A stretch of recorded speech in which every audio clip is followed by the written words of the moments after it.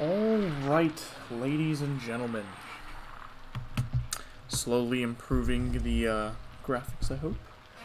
However, I apologize for missing the race from 2 weeks ago. I was doing the 24 hours of Daytona for iRacing. However, we are back this week for the final round at Spa.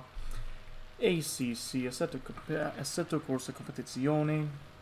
We're doing an endurance race today, 90 minutes. There will be mandatory pit stops. You will definitely be seeing fueling and possibly tires being changed. This is the current standings. As you can see, unfortunately I wasn't able to congratulate Daniel Wright 2 weeks ago whenever he wrapped up the championship. But Daniel Wright is the new champion, followed by Andrew Warden, who was our former champion. And then we got a tight battle, an interesting battle, an exciting battle between Melon Pitch and Tommy Kogan. 186 points, Melon Pitch, and 181 points for Tommy Kogan. That is a tight battle. And Ratha, who is in 5th place, can still swoop in and come in 3rd place if both of those two drivers crash. There are 47 total points up for grabs, and the fight for P3 is still alive between those 3 drivers. There is the possibility of seeing other fights occur, of course, fighting for P5 between Ratha, Bowmeister, Dave Hassar, and those are going to be an interesting session to look at. However, as we go down the order, as you can see, other drivers in the standings. However, the other interesting aspect to look at is the amateur rankings right now, and unfortunately, just like Daniel Wright, I was not able to congratulate Niall Drake on his championship victory of the Amateur League with 316 points. He won the last race, and congratulations to him. Dave Grills is currently in 2nd, but he still has the opportunity of losing that position to Alan Zhu.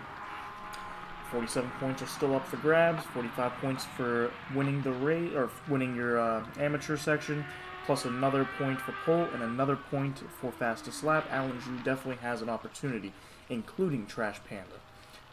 However, it is a little bit of a reach for them to get that P2 position, but the fight for P3 in the Amateur League is also going to be tight. Just 2 points separating Alan Zhu and Trash Panda.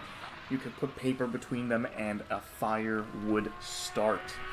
Ice Tin still has the opportunity to come in P3 as well if both of those 2 drivers don't make up for any mistakes that they may or may not do. However, we got Brandon Gobbs in 6th, Rob Jacques and Brandon Gobbs, 1 point separating them. That's going to be a fierce fight, I hope to see. And as you can see, all the other drivers that are lining up. Now, in terms of the track, we are here at Spa-Francorchamps, and as you can see, it is a very old school circuit. Drivers love it, spectators love it, I love it. I'm excited to see what's going to happen, especially going up Eau Rouge and Radion. Are we going to see side-by-side action? Side-by-side action, even going into La Source, into turn 1, is always exciting. Into the bus stop chicane. Oh my god, the bus stop chicane. After that very long straight of Blanchiment, you never know what's going to happen with a big car pile up there. Hopefully nobody makes any incidences, keeps it clean, and makes it beautiful.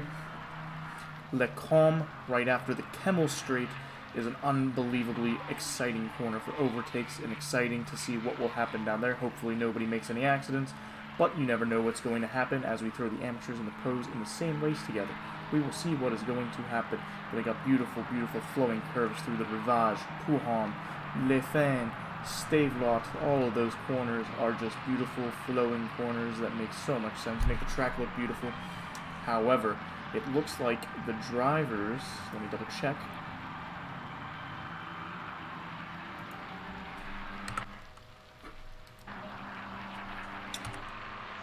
the drivers are out on the circuit right now. Oops, wrong button. And let me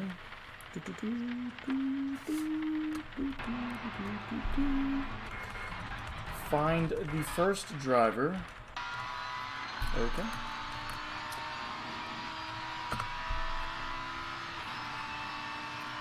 As we move on into the session here, we are on board with Moisan. It is raining. This is going to be a rainy qualifying, and if I'm not mistaken, it is going to be a rainy race session. I apologize for the inappropriate chat to the right. Just ignore that. Anyways, on board with Moisan. So the first 10 minutes of qualifying are always driven by the amateurs, and then the last 10 minutes are going to be by the pros. Do not be surprised if these lap times get crushed. They usually do, hence the name amateur versus professional. However, there are a few amateurs who do stamp their authority, and they even sometimes get into the top 10 of the starting grid because they are so good. And I'm pretty sure we will see that around here. It is raining around Spa. Anybody can take pole as of right now because the track conditions are super tricky. We will be seeing the skill because of these interesting race conditions. As Moisan is preparing for his hot lap, there's still 17 minutes and 30 seconds left in qualifying. He is going through Stavelot as we speak and getting ready to go into the Curbe Paul Frere. And I'm going to shut up as we are on board with the Lamborghini. And it's not very often we're on board with the Lamborghini, but let's watch a race lap without having the ugly background noise here. We don't need to worry about lap times. This is the first lap time. Let's just see what Moisan can do for us.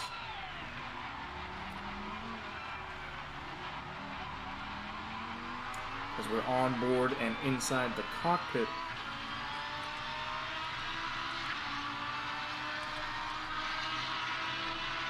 of his Lamborghini. As he goes down into La Source.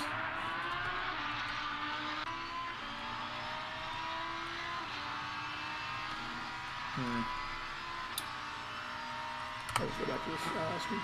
As he goes down through El Rouge and into Ravion, he may or may not have. It does not look like he has invalidated his lap. He is still on a good lap here.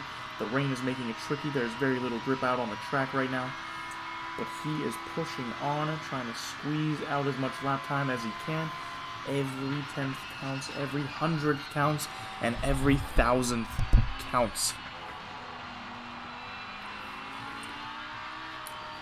As he does an excellent job through Lecombe and Melmedi. However, he is going down into the tricky corner of Gozelle. Ooh, it's like a double apex there. Stays close to the inside. Beautiful. Does he get wide enough? He does not go wide enough. That is going to cost him some time. Does not get the perfect that maybe. And he crashes into the wall. And that is going to cost Moisan some time. Let's see if he did receive any damage. And he has definitely scratched up that left side. Carbon fiber pieces are missing on that car. The aerodynamics are going to be damaged and affected, and his hood is looking a little bit loose there. He's not going to get the proper acceleration and top speed on the straight whenever he starts getting into Blanchiment. However, he is chugging along in that Lamborghini. And unfortunately, it's not going to matter because his lap time is definitely invalidated now. But let me pull up the times here just to get an idea of what he is going to set. And as you can see, he is struggling through this wet track. I wouldn't be surprised if he goes into the pits to go and fix his car.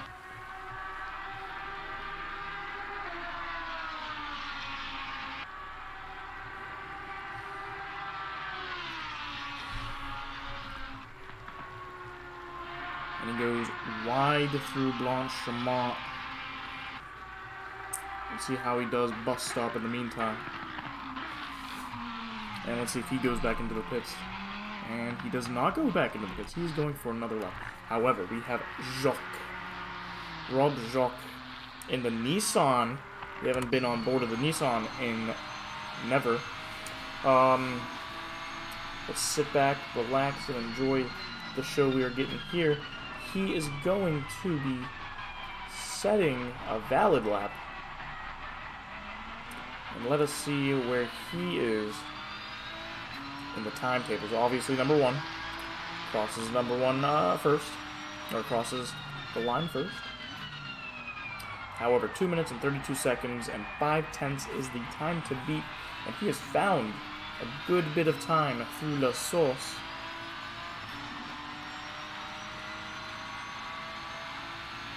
And Fleischmann, 7 seconds behind Jacques in the Audi R8. As you can see, there is a big gap between the times. The rain is making it trickier. As you can see, Jacques is mastering the weather. He is posting much quicker times.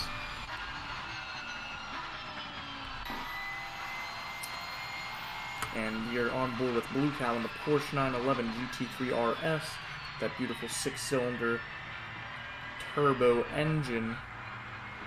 And his time is invalidated, unfortunately. So let's go away from him. And only 3 drivers so far have posted times. As you can see, a lot of people have invalidated their lap times. Unfortunate, of course. However, they still have 3 more minutes to finish their laps. It takes a lot longer to get through Spa-Francorchamps because of the conditions, which therefore decreases their chances of setting more and more times. Unfortunate, but it is the way life goes. It is unfortunate for those who don't capitalize on their who don't capitalize on their opportunities. And Jacques here is taking control of his opportunities. He's almost 5/10. He's almost half a second up on his current lap.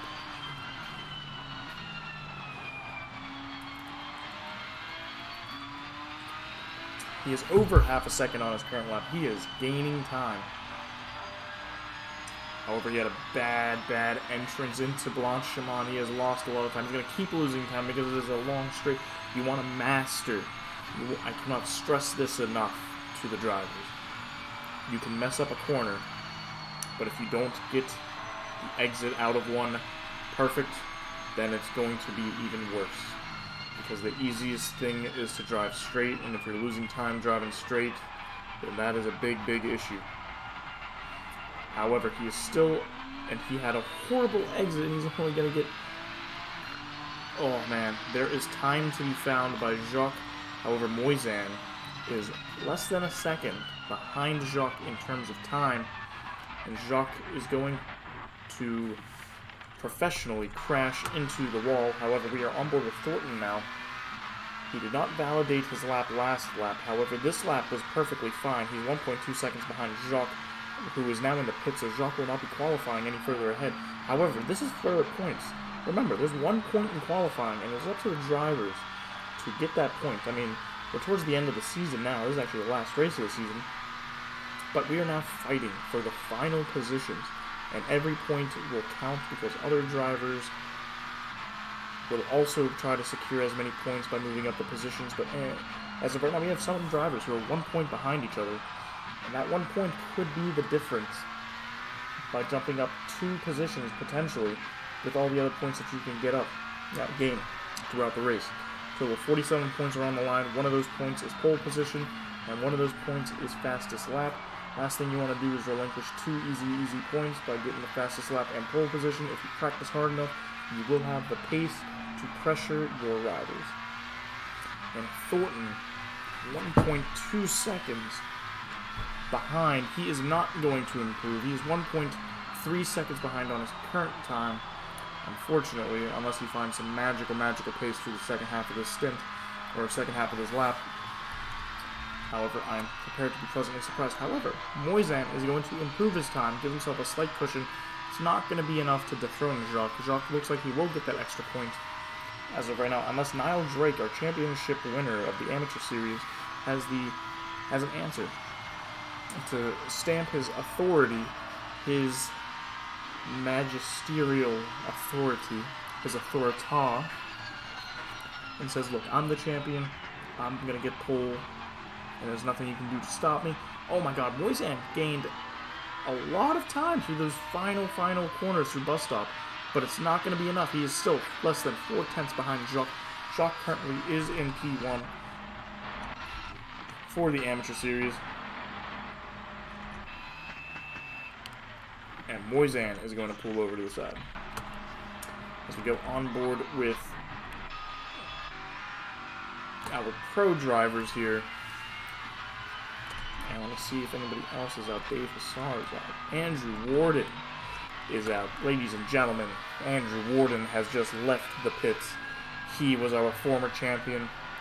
He has been dethroned this season, primarily due to him not showing up for 3 of the races. However, he gave it a great fight till the end. But we are going to watch a master lay down a lap. And as I say this, I am going to do the blank screen so we can enjoy this marvelous beauty of what we are going to see for a lap here. I am excited. It is a pleasure watching Andrew Warden do hot laps. It is a pleasure watching Andrew Warden slice through the field and easily win races, along him and Daniel Wright, both challenging for the championship every season. This season was Daniel Wright's for consistency.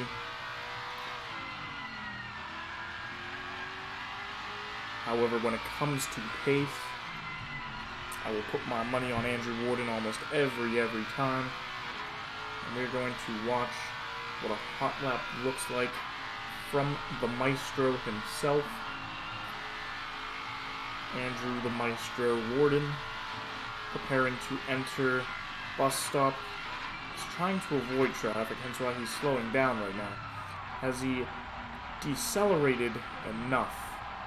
But just look at how wide he takes those corners. Gets out wide, gets beautiful exits as he goes onto the straight, starting his first hot lap. It's marvelous looking already.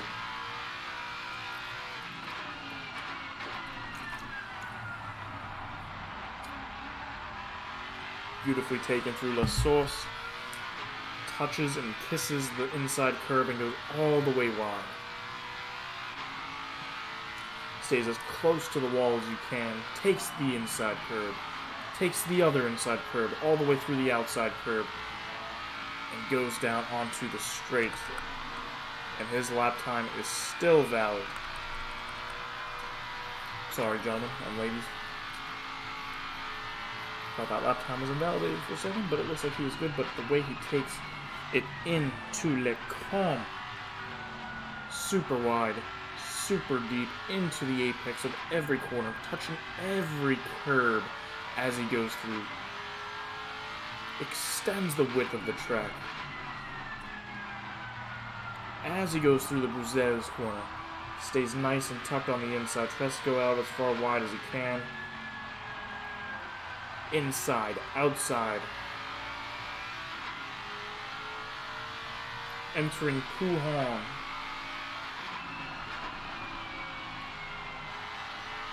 Accelerates through the corner. Goes back onto the inside. Takes the outside. Just extends the track, finding every ounce of time possible.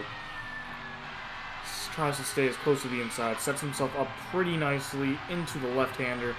Takes the outside curbing slightly, goes back out wide to the left, cuts deep into the right, touches the curbing apex beautifully, takes the exit nicely as he goes into the Stavelot corner, takes the inside curbing as he goes outside, sets himself up for a perfect exit. Now onto the Blanchimont straight as he goes through the curb Paul Frere and gets as close to the inside as he can, goes out wide, gets ready for that left-hander that's coming up. Almost touches the curbing on the left side, extends it out to the right side, gets as far to left as he can into bus stop. He needs to nail this. This is where a lot of time can be found and can be lost. Does not go super wide to the right. However, you don't want to go super wide on the right. You're trying to get time. You're trying to cut that corner as much as possible. And gets a beautiful exit. And his new time, which I'm sure it is now the new pole position by Andrew Warden. 2 minutes and 27 seconds and 7/10. He is 3 seconds ahead of Rafa, who is, I believe, 5th in the championship. Beautifully taken. Daniel Wright, the current championship leader, is 3 seconds behind Andrew Warden with a 3.171, and this just shows you the pace that Andrew Warden can have when he shows up to the track. Andrew Warden, the drunk. Tommy Cogan and Melon Pitch, those two. We have to go to Melon Pitch and Tommy Cogan here. Once they get through the chicane. But those two are the ones to watch for the fight for P3. 7 points separating them. However, we're still on board with Andrew Warden, who has... with Rafa, who is 4/10 up on his time. I can't find there we go. We're on board with Melon Pitch. He's the one that has to make up the time right now. He is sitting in 3rd place currently. Tommy Kogan is in P4, and he is in a higher position on the grid versus Melon Pitch. However, they will be not side by side starting this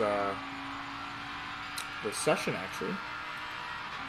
But Tommy Kogan is almost a second up on Melon Pitch's time. However, we are on board with a Bentley, and as a fun, cool little feature, Bentley is British, and Bentley has decided to keep the car on the right, the steering wheel on the right side versus the traditional left. And Pitch is having a problem through bus stop. His time is not good enough. However, he does set himself up for a pretty nice exit. And let's see if Melon Pitch can find the time to outpace Tommy Kogan. And he has a horrendous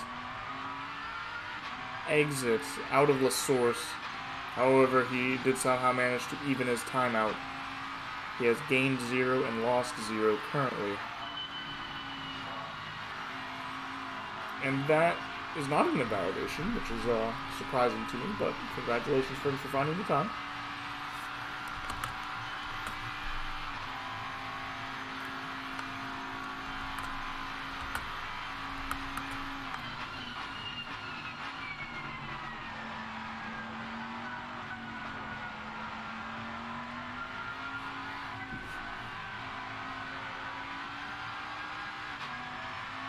However, Melon Pitch has found 8 tenths in the first sector alone. He is up a full second.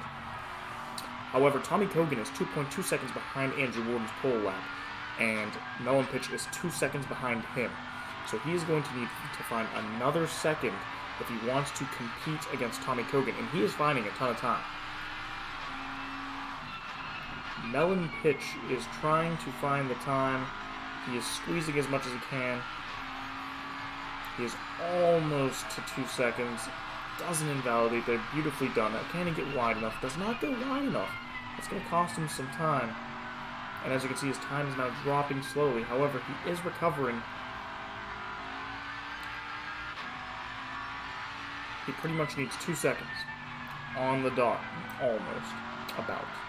And he's almost there. Gets a horrible exit through Stavelot. Can he save himself?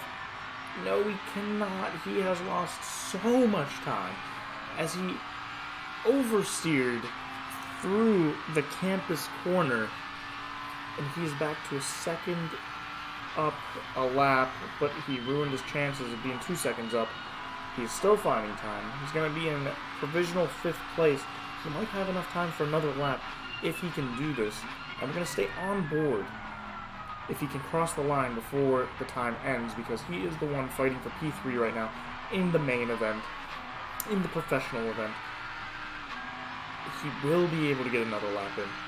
Now it's up to him to perfect it. He is slowing down and has stopped his attempt. Unfortunately, we're on board with Cookie, who is going for another lap. And Melon Pitch is 1 or 8 tenths behind Tommy Kogan, and Tommy Kogan is fighting for P3 right now. Rafa is still in range of gaining. If he gets enough points, he still has the opportunity of coming in 3rd, but his point deficit is pretty massive. However, Tommy Kogan has secured the P3 position currently on the grid. However, can he finish ahead of Melon Pitch substantially enough to keep himself... Can he gain enough of a point increase this race to claim 3rd place for Melon Pitch and come in 3rd in the Drivers' Championship, getting that bronze medal out ready for him. And Cookie's oversteer in the Lexus has actually dropped his time gain substantially to the point where why even bother? However, we have 2 amateur drivers who have made it into the top 10, so congratulations to Jacques and Moisan for being in the top 10 for qualifying. Congratulations to you.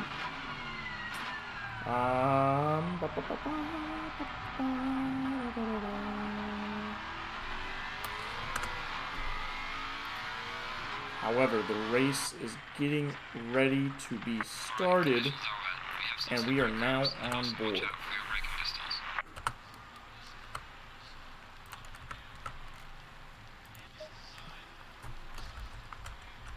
So we got Andrew Warden, pole position in the Lexus. Daniel Wright in the beautiful Mercedes AMG GTR in second.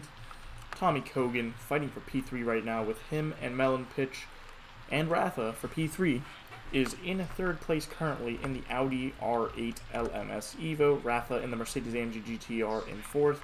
Cookie, who is in fifth place currently in the Lexus. And Melon Pitch, the driver that is leading for third right now in the championship, is back in P6 as his main rival, Tommy Kogan, is in P3. These two are the ones I will be sticking the camera most on because this is the highest position we are fighting for currently in the professional section of this championship, because P1 and P2 are already wrapped up. P3 is still up for grabs. The bronze medals trophy, Melon Pitch and Tommy Kogan. Rafa still has an opportunity if he can come out with big points, while Tommy Kogan and Melon Pitch both don't get any. He has the opportunity of coming in P3. However, Tommy Kogan and Melon Pitch is where the action is going to be this race, as we got Jacques and Moisan in P8 and P7 and P8, Dave Hassar, P9, Smacks in P10, Thornton, 11, Fox, Mahoney, Drake, Niall, our current championship winner of this season. Congratulations to him. We got Gabe Grills, Ice Tin, Trash Panda, Stefan, then Alan Jew, Righteous Fire, Fleischman, Bray, Wilkins, GDI, never knew, Blue Cow, and 25 drivers on the grid currently. Let's go on the helicopter cam as the drivers get ready for the first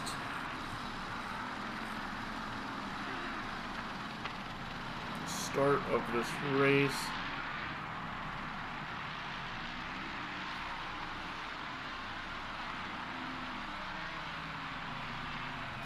And going up Eau Rouge side by side is going to be a feat, especially in rain, and I am excited to see what will happen. And there is the green light. Daniel Wright, Andrew Warden, followed by Tommy Kogan and Rafa. Rafa is up in third place right now. They're giving each other as much room as possible. However, everybody is making through. And we got an incident in the back here between Fleischman. Righteous Fire is spun around into Eau Rouge.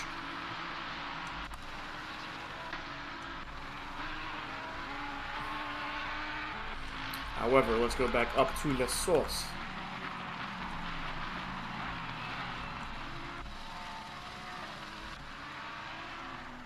We are on board with Andrew Warden and Daniel Wright. However, Rafa and... Is that somebody off? Who is that? Who is this? Is that Tommy Kogan? That is Tommy Kogan. And Tommy Kogan is dropping positions as he is super wide right now. The guy fighting for P3 is all the way to the back right now. Oh my god, that's going to hurt his championship hopes of coming in P3 right now. Melon Pitch is in a good position. It looks like he will be able to secure P3, but this is still too early. And we got Wilkins going way too wide into Puhan. However, let's get back to... We got Smacks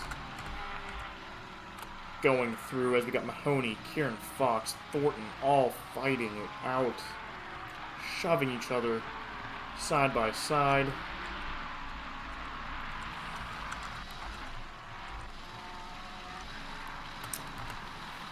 And Andrew Warden leading the field right now. Daniel Wright 6/10 behind. Daniel Wright is going to want to catch up to Andrew Warden and put some pressure on the former champ versus the current champ. However, Rafa in third place, trying to gain as many points as he can to come in P3 right now. Ahead of Cookie.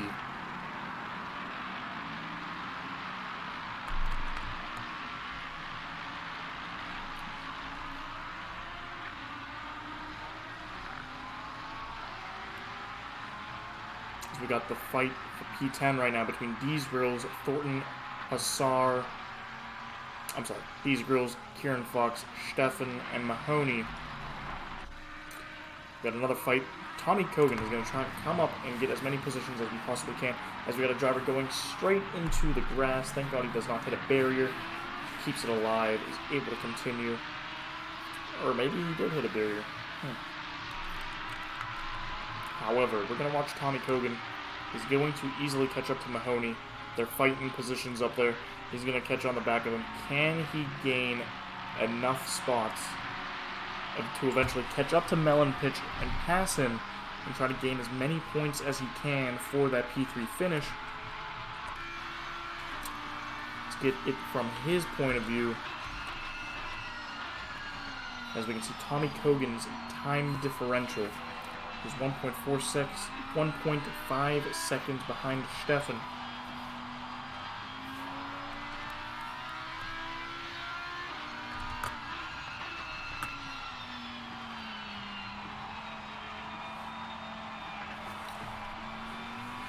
We are being on board right now with the man fighting for P3 who has made a terrible mistake in the first lap of this race.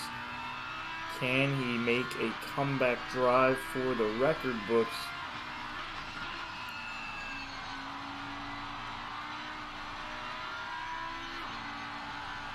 The engraver is probably starting to write Melon Pitch's name on the wall as we speak, but can Tommy Kogan tell him to stop and erase that name and get ready to put mine on there, as he's right on the back of Stefan and Mahoney. He is 4 tenths behind Stefan, less than a second behind Mahoney.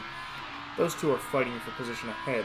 Tommy Kogan wants to get past these guys as quickly as possible because they're slowing him down. It depends on this corner exit of Stavelot if you can get the move done on Blanchemont. He is 3 tenths behind Stefan. Can the slipstream help this man out? And there's some double yellows. Somebody has spun out ahead of him. Who is that going to be? Hopefully it is Melon Pitch in Tommy Kogan's eyes. He is still not in front of us. Who is that? That is Daniel Wright, championship leader. He has spun through Blanchemont. I don't know if he's trying to do a move or not. However, he has already wrapped up the championship. He is probably just taking it easy now. He has nothing left to prove this season. However, Tommy Kogan gets right by Mahoney. As Mahoney makes a mistake into bus stop. Congratulations, Tommy Kogan, you have made up another position. However, can you keep the trend going? There is a train right in front of you, Mahoney. One of them is the championship winner, Daniel Wright. Can you get by him? Can you feed off of his energy and get close enough to Melon Pitch and make Melon Pitch collapse under pressure? Can you make the man who is in P3 right now collapse under the pressure that I'm assuming you will be putting in on him?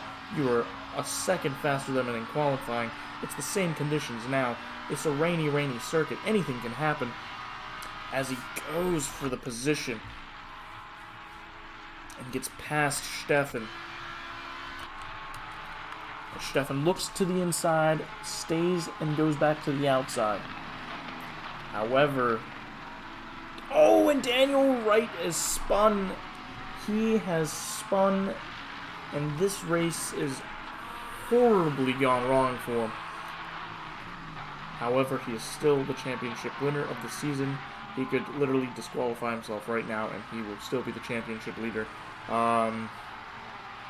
However, it all depends on Tommy Kogan, on whether or not he can keep moving up places. And let's get an idea of where Melon Pitch is at, who is in 5th place right now, getting all the points.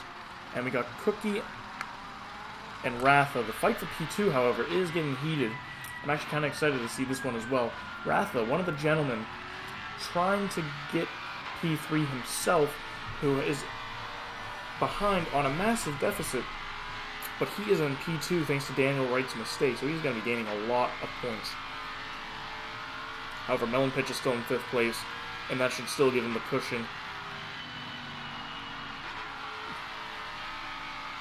So as of right now, as it stands, it will be Melon Pitch, then Tommy Kogan, and then Ratha, if I'm not mistaken. Oh, and Righteous, the backmarker, almost rear-ends Cookie. And this is a Mercedes on Lexus fight.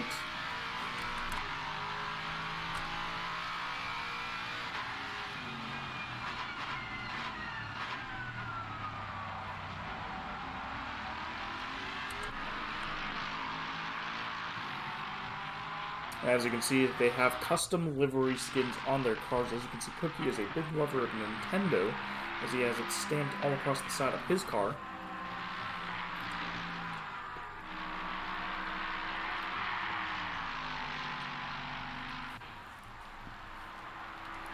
And is this going to be a move into La Sauce? Or, I'm sorry, Le Con. And Cookie goes to the outside. Ratha is defending pretty hard into Le Con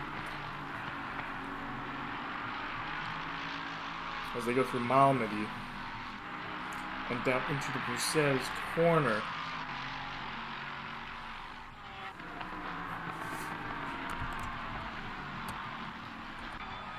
And let's get the back view of what Ratha is probably seeing in his mirrors. And Righteous Fire is getting the blue flags for Moisan. And Moisan is having a great race, the amateur himself, in P4 right now. And somebody has spun in the background. However, the main question is what is going to happen for the fight for P2 between Ratha and Cookie. Ratha is fighting for as many championship points as he can get to secure P3 in the bag. Melon Pitch is far, far back there in the Bentley. 7 seconds behind Ratha and Cookie.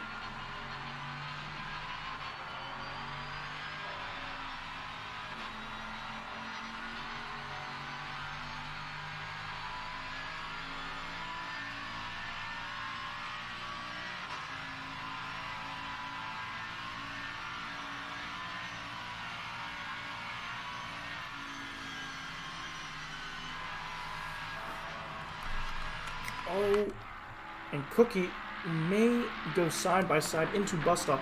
He is going to go side by side through bus stop. Ratha gives him the space. However, Ratha does hold the inside line. However, Cookie's going to come back, and Cookie makes a mistake, but not a severe mistake. And that is going to give Ratha an advantage for now.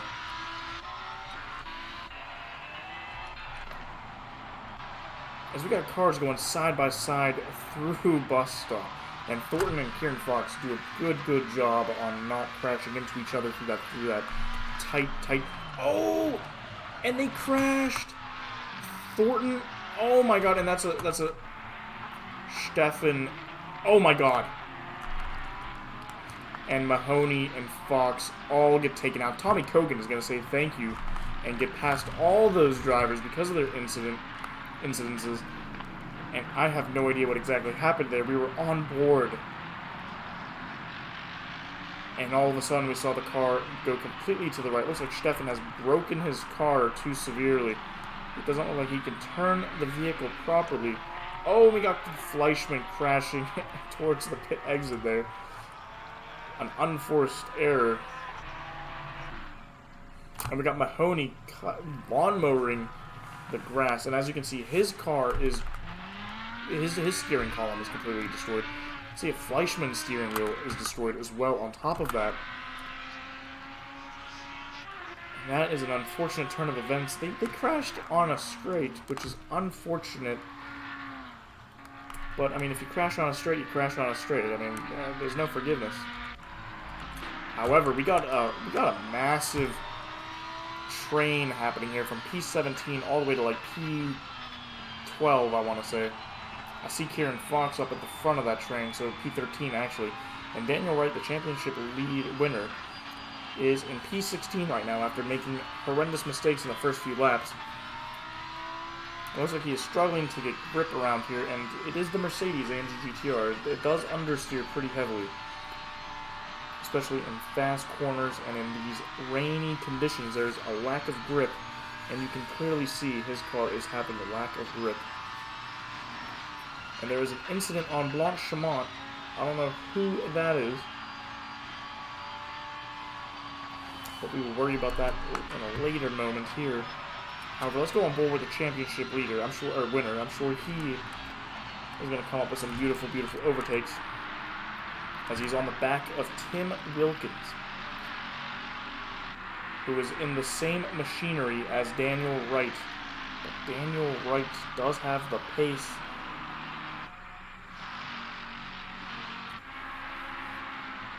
and Daniel Wright sees two cars in front of him. Which one is it going to be? And he's going to go side by side with Trash Panda. Goes too deep and makes another mistake. He is too aggressive, and that is going to cost him not one, but two positions out of that. And Daniel Wright is having himself a horrible, horrible spot. I guess this was not the vacation he was looking for. However, we are now on board with Tim Wilkins. And let's take a look at what he sees behind him. Oh, we got Trash Panda almost going to the side. Gives him the space, lets off the gas, lets him go. Doesn't want to cause an incident. This is an hour and 16-minute race. Last thing you want to do is take yourself out with an hour and 16 minutes left. You don't want to push until you have to push. And there is no need to push right now. Mistakes can happen, and as you can see, mistakes have already happened, and that has cost some drivers positions. There are also different fuel strategies going on now too, because not every car, nobody will be able to finish this race on the current stint. There will be pit stops coming up. There are different strategies that will be occurring. Ice Tin almost loses it from what I saw. However, let's go back up. And Tommy Kogan is in P10 currently, not in a good position as of yet, because he is fighting Melon Pitch for P3. And he is fighting Rafa for P3. However, Rafa is deeply, deeply behind. Oh, and who is this? This is Dave Hassar on the outside of Kuhan Corner. The fast and long left-hander. And Tommy Kogan gains another position. If he keeps it steady and consistent, he has a chance of starting to apply pressure to Melon Pitch, who is going to be in P5. He is 4 positions away from Melon Pitch as we speak. He is gaining and gaining time fast. Next driver and next victim is going to be Niall Drake, our current amateur champion, who is in P8 currently. However, let's keep going up the grid here as we're on board with Jacques, who is our other amateur driver, and he has actually gotten overtaken by Melon Pitch. Melon Pitch is now in P4, and he is slowly securing himself the P3 position with that move, making it harder for Rafa. And as it stands right now, Rafa has no chance of claiming P3 or P4, and Melon Pitch is making it harder and harder for Tommy Kogan to gain momentum in this situation. He is slowly but surely gaining a gap on Tommy Kogan, but Tommy Kogan did have the better pace and range, so we will see what will happen. Anything can happen. Mistakes have been made. I'm sure more mistakes will come. We still have an hour and 14 minutes left in this race. I don't know when they're going to come, but hopefully we are on board or in the area to see it. And Jacques almost rear ends the guy. And who is that in the grass? And that is Rafa in the grass. And now that has moved Melon Pitch into P3, securing himself slowly but surely. He just needs to survive and finish in P3, and he will have that in the championships, getting the bronze medal, winner's trophy, bronze medal trophy. As Rafa is now for sure not going to get P3 as the championship stands. He needs to gain more positions, and he needs to have Melon Pitch preferably not finish.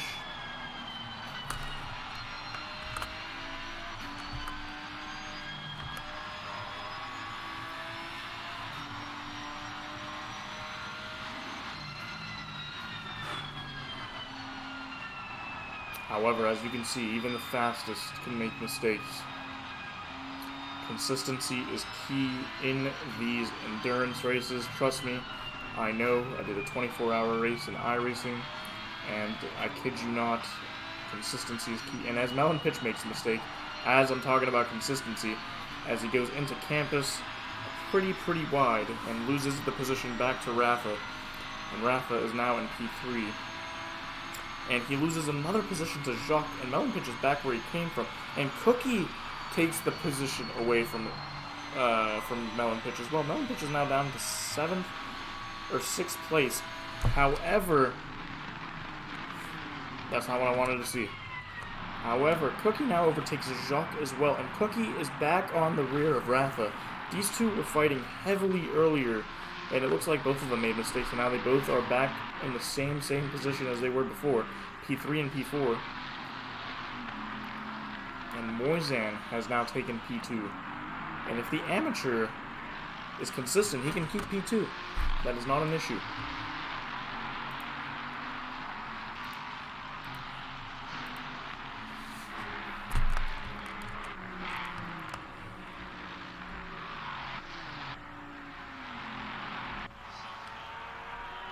And Tommy Kogan has moved up another position. These Grills is now in 9th place. He has clearly made a mistake because now Drake is behind him. And now Tommy Kogan is on the hunt for P7, and he will be one position away from overtaking Melon Pitch, who is 12 seconds ahead, and Tommy Kogan is gaining on him.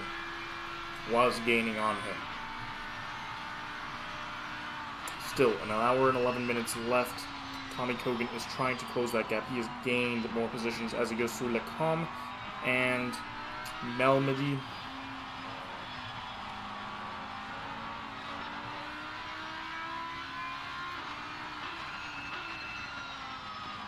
However, the question is, can he get past Niall Drake, who will be holding him up? His pace is going to be faster than Drake's. The sooner, the better. However, you do not want to compromise your consistency and the chance of crashing out and not having any chance at all. If Tommy Kogan crashes out right now, he will lose the P4 position to Rafa. I am sure of it. Rafa is in a perfect position to gain a ton of points, and Tommy Kogan is gaining on Melon Pitch slowly but surely. He needs to get past Niall Drake. Hopefully he does it into Blanchemont. As Niall gets a poor entrance into Stavelot. However, he does get a pretty nice exit, but not as good as Tommy Kogan, who is gaining on him, 2/10 up already on Blanchemont. Is he going to send it into Bus Stop? He is 2/10 behind now. He has eased up the throttle. Niall Drake has thrown it into the corner, and Niall Drake is going to survive for the rest of this lap. But as you can see, Tommy Kogan is taking it nice and easy. He is not trying to risk causing an incident with another driver, and he is trying not to get into an incident that will harm his chances. As Tommy Kogan is setting pretty consistent laps here with a 2 minute 31 seconds. He tries to cut deep into La Sauce and tries to get the perfect exit to try and get past Niall Drake here. Can he do it through Eau Rouge and Radion and down through the Kemmel Straight? That is now the question. And while we're here, let's take a look at what Niall Drake is seeing from the rear end of his car, of his Porsche 911 GT3 RS. Oh, and we got Tommy Kogan going out wide, and it looks like Niall Drake has actually let him by lifting off the throttle there.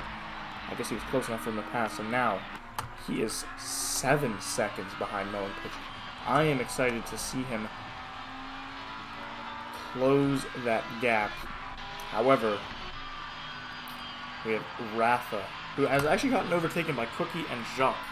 I have no idea what happened here. We were too busy watching Tommy Kogan carve his way through. However, Jacques, the amateur, is gaining on Cookie. Or maybe not. And Moisan. We got 2 amateur drivers in the top 10. One of them in P2 and one of them in P4. So they are doing excellent. Unfortunately, the championship of the amateurs has also been decided, so none of them are going for a win right now, but the point positions are still pretty close in the back, P3 downward. In fact, there's a 2-point gap between P3 and P4, if I'm not mistaken. In fact, I will double check for you guys.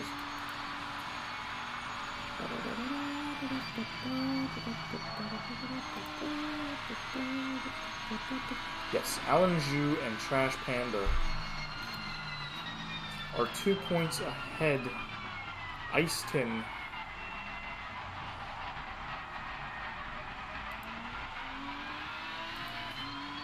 Whenever I see Ice Tin, Trash Panda, or Alan Zhu, I gotta remember, they are still fighting for P3 in that championship over there for the amateurs.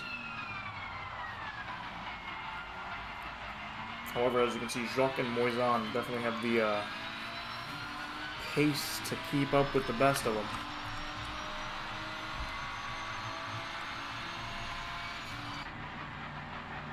And Daniel Wright's coming out of the pits. I don't know if he went in for a fuel change or if he got damaged, but he is now in P21.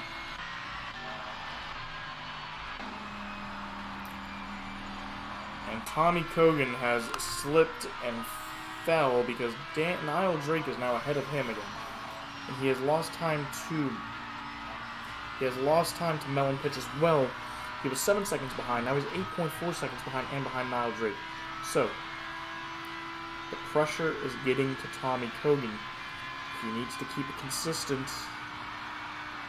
However, Melon Pitch is going to be held up by Daniel Wright right now, who just left the pits, the championship leader. So he has actually helped Tommy Kogan out here. What is going to happen? Hour and 6 minutes left in the race session.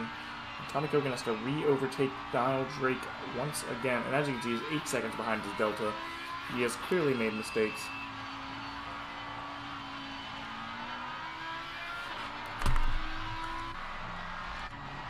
Oh, and we got an interesting fight here between Kieran Fox and Thornton for P9.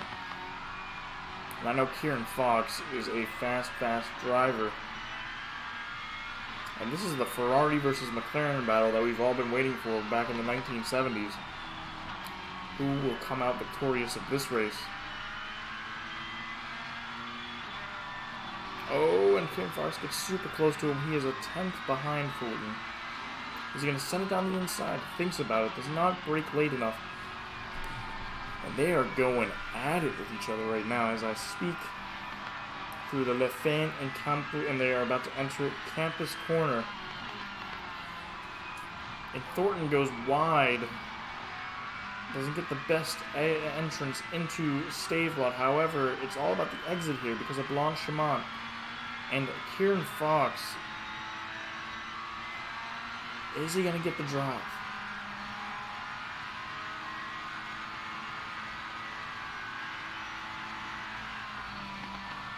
But he slows down and doesn't. Oh, and Thornton goes wide. And Kieran Fox is going to send it down the inside. Thornton brakes later. Can he get him back on the switchback? Can he do it on the switchback? Does not do it on the switchback. And Kieran Fox is struggling with this overtake, unfortunately.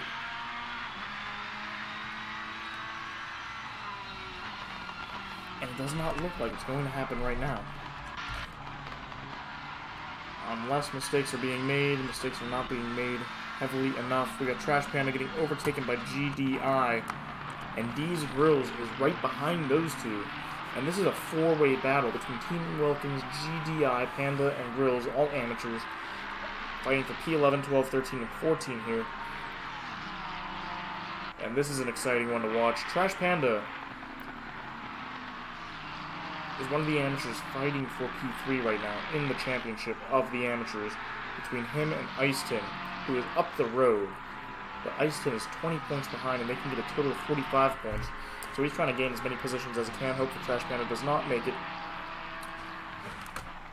And then the other driver in that is going to be Alan Zhu. I don't know where Alan Zhu is. I'm assuming he's having a bad race. And GDI is now overtaken by Panda. He went too deep into the corner. And who is that? And that is Thornton into the wall through Bougez. And he is about to get overtaken by Tim Wilkins, and he's going to give Trash Panda even more positions to gain a distance on Alan Zhu and Ice Tin, wherever Ice Tin is.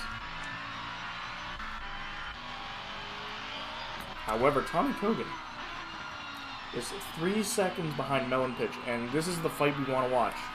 This is the pros versus the amateurs. The amateurs are having their own battle back there and for fighting for P11 and 12. However, we got Tommy Kogan and Melon Pitch fighting for third in the championship right now. And Melon Pitch has lost tremendous amounts of time. Tommy Kogan, congrats to him, has narrowed that gap down to less than 3 seconds, actually. And somebody has crashed. And Melon Pitch has crashed. And we are on board with Melon Pitch. And he has crashed his Bentley. And his championship hopes of coming in third is now in jeopardy with that incident. Does he go into the pits? Is his steering broken? He is moving on like nothing happened. That Bentley is a tank. That is a tank right there if I have seen one.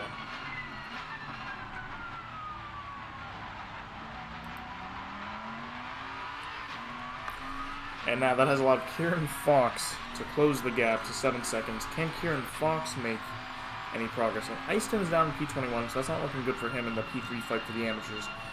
Unfortunately, as he's exiting the pits. But who knows, maybe his strategy call is superb.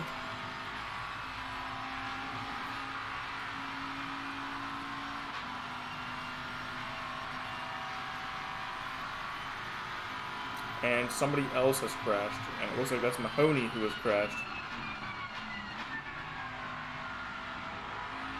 However, this is going to cause some problems for Melon Pitch. But Tommy Kogan on the back of Nile Drake, if he can get... I need to look at the point systems here real quick. Gotta do some calculations.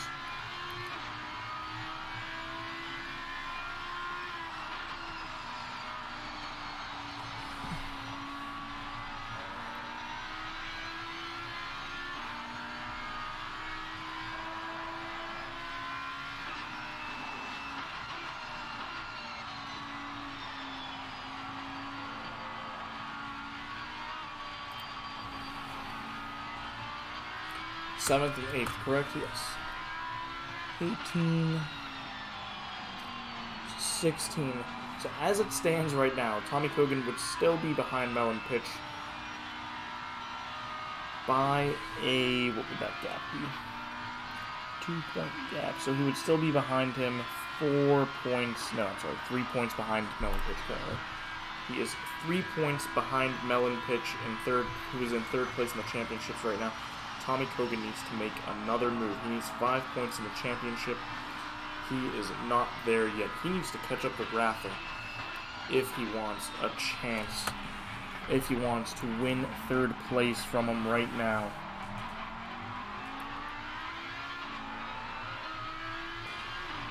Yes. Third, or if he could get past Rafa, that would be enough for him. If he can get past Nile Drake, that will put him 1 point behind Melon Pitch in the standings. And that 1 point is not enough to take third place. So right now, Tommy Kogan needs to pick up the pace. However, there's still an hour left, so anything can happen, of course.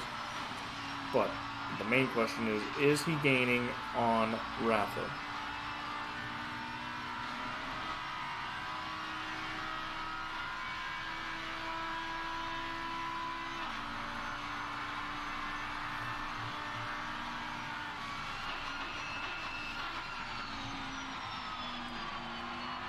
And it looks like he and Rafa are about the same pace, but he's gaining slightly on him.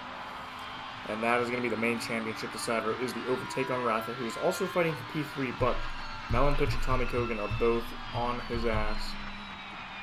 However, Melon Pitch's incident has definitely dropped him 18 seconds behind Tommy Kogan, which is going to be about 32 or 42 seconds behind Rafa.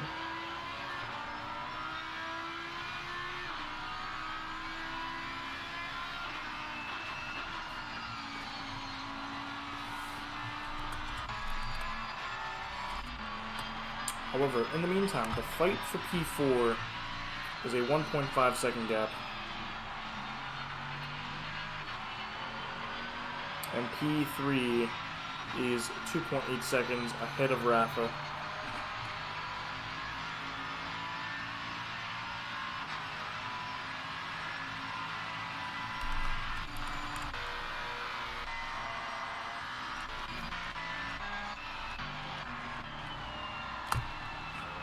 And Kieran Fox is on the rear of Melon Pitch, and this is going to cost Melon Pitch another position. And I'm going to have to look at the numbers again and see if that will be enough to get Melon Pitch out of third place and slowly but surely have Tommy Kogan written on the walls for P3. Can Kieran Fox make that championship fight a lot easier for Tommy Kogan with an overtake that may or may not come? We're going to be on board his Ferrari as he is going to mount pressure on the Bentley of Melon Pitch. 6/10 ahead of Kieran Fox as we speak.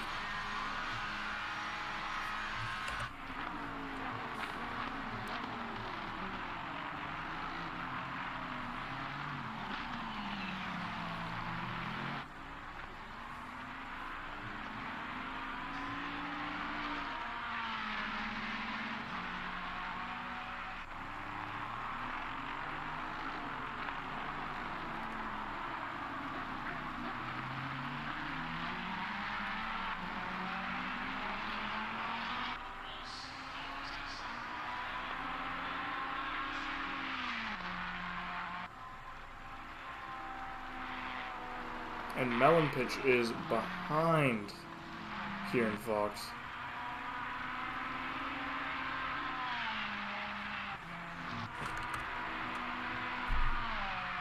And will that be enough? Is now the question. Melon Pitch is in P9, and that will give him 14 points. And that will give... Tommy Kogan is in 6th place now. 20 points, and as it stands right now, Tommy Kogan is P3, provisional P3 in the championship.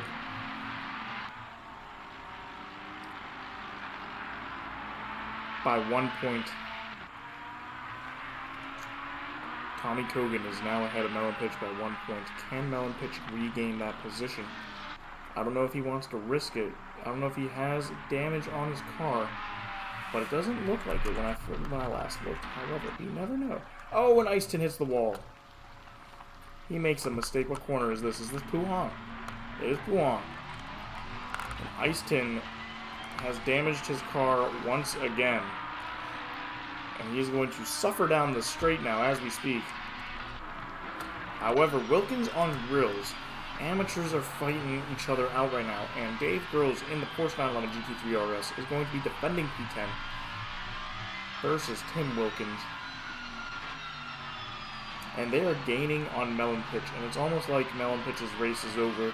He has suffered serious damage. He is losing a lot of time.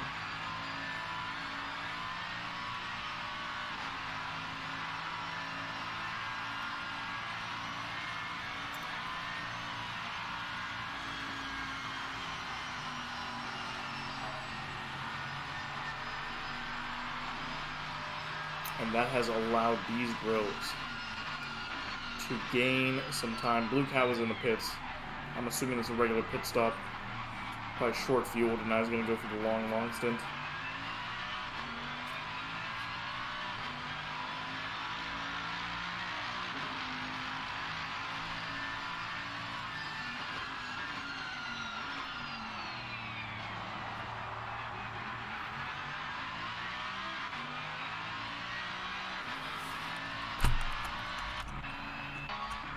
What is... Oh my god, everybody's going into the pits right now, and the pits are being triggered.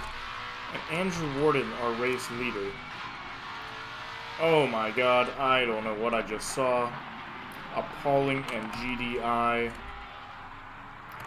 has gone straight off into LaSource's corner. And he is going to lose a lot of time. But he is already pretty far behind as we speak. Anyways, that's not important. Righteous Fire has gotten lapped. Alan Zhu, one of the drivers fighting for P3, however, is in P12, which is impressive. Let's see where that puts him in the championship standings. Alan Zhu is the man in P3 in the amateur standings. And this is going to allow him to gain a lot of time, or a lot of points. Meanwhile, Trash Panda We need to find out where Trash Panda is now. Because Easton has crashed himself out of any contention. He has way too much damage. Alan Zhu is the main threat. He is the current defending for P3. And that is a beautifully designed car, if I do say so myself. I do like the neon blue rims and neon blue lights or streaks, lines going across the car. And that's a pretty cool Valhalla written tag on the back of that Porsche. Just under the GT3R. With the waifu on both sides of the car, the left and the right door, making it look pretty waifu-like to me.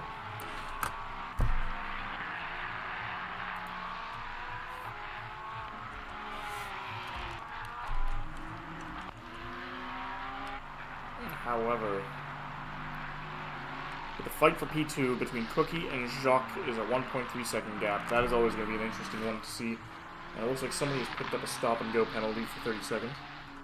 However, what happened to Moisan? I'm assuming he went into the pits.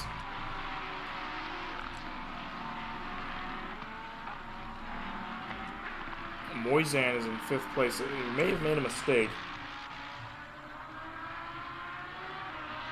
Either that or he had such a massive gap that by the time he got out of the pits, he went all the way back down to P5. However, and there are more penalties going through. A drive-through penalty now delivered. Tommy Kogan is less than 10 seconds behind Moisan. Can he make up the gap? Niall Drake is hounding Tommy Kogan.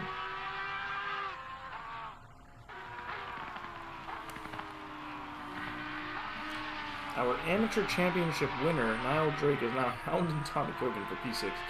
And that is a sight I don't see every day. He's less than a second behind him. And this is going to add pressure to Tommy Kogan. And we are going to see how he copes with that pressure. Because right now he is P3 in the championship.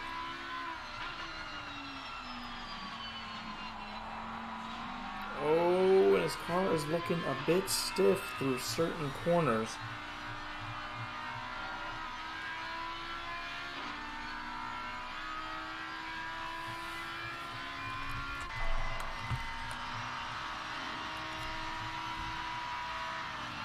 And we're on board with Moisan, the guy that's been in 2nd place for most of this race. Is he able... I'm interested to see what happened. I wasn't on board with him. I don't know if he crashed or pitted or what.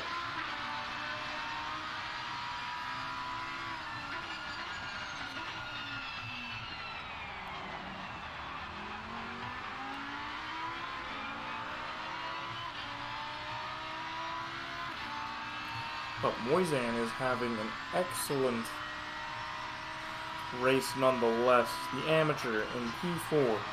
Niall Drake, the amateur in P5. Rob Jacques, the amateur in P6. We have 3 amateurs in the top 10 as we speak right now. And Jacques goes into the pits. And Tommy Kogan goes into the pits. And we're going to see where he comes out at.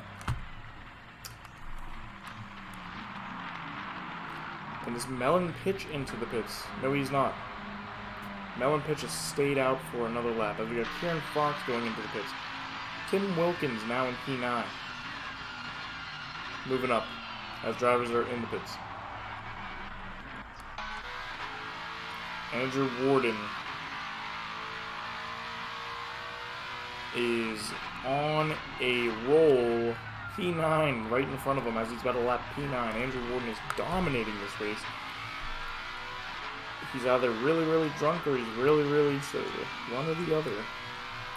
Andrew Warden is dominating this session of a race. And we're just going to stay on board Andrew Warden so we can see exactly what it takes to do a lap around Spa in this dominant of a fashion inside the Lexus. As he's on the back of Grills, he is going to probably get waved through, and Dave Grills, is not going to fight it.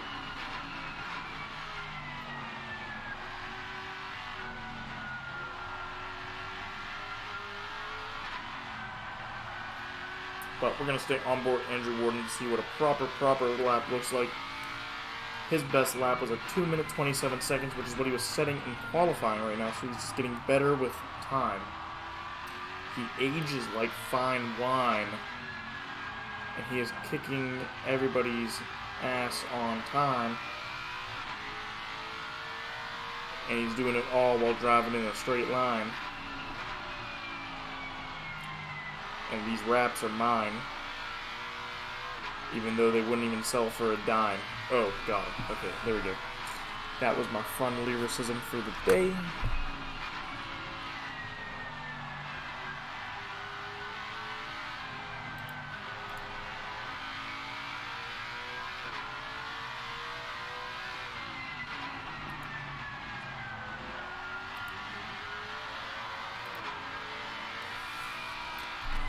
Let's go through the field, and we got GDI on the back of Jacques, because Jacques is in P9, Tommy Cogan currently is in P11, however they did pit. I'm pretty sure GDI didn't pit, and I'm pretty sure D's Grills didn't pit, so we will keep an eye out on them. However, Jacques is 35 seconds ahead of Tommy Cogan. I don't know what happened there, if that's normal, but anyways. Let us see if GDI can keep up with Jacques. I doubt it, but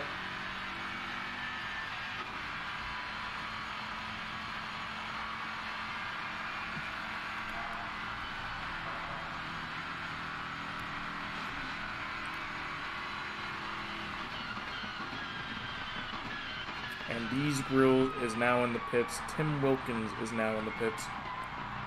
And Niall Drake are all in the pits. We got 3 drivers in the pit lane as we speak. And actually, we got a 4th driver in the pit lane. And that is going to be Stefan. Actually, you know what? I haven't really paid attention to the engine sounds of the BMW, so let's see what onboard with him real quick, and I will shut up.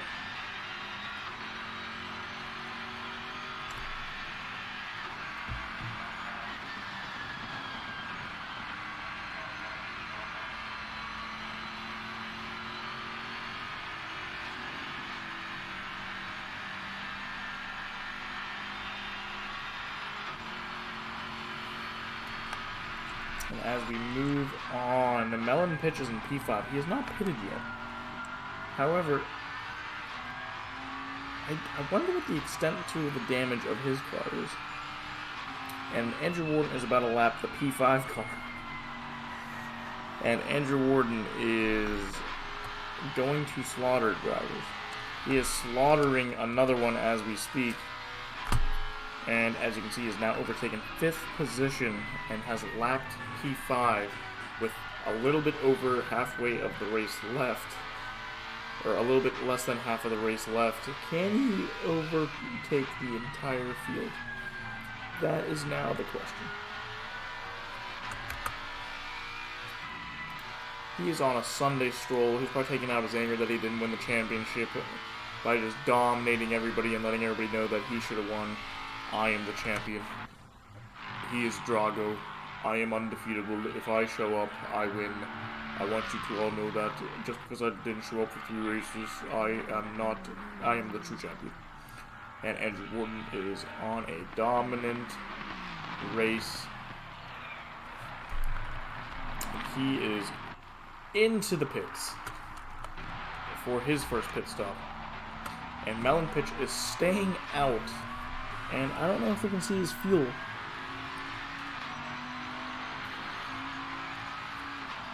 Let's see if I can find his fuel. I don't know where his fuel is. But his fuel is probably screaming, please help me.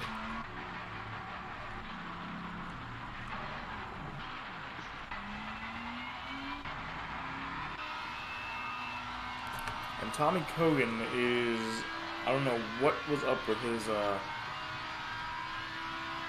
pit stop there. He has lost a tremendous amount of time. And I don't know why.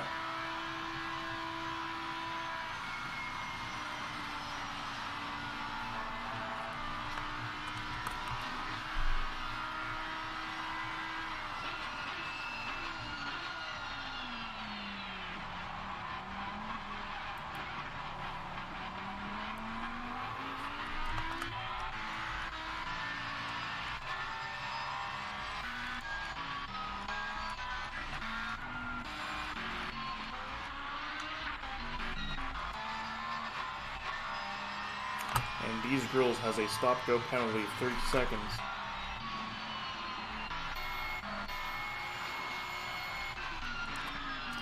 And let's go on board the current championship winner, Daniel Wright.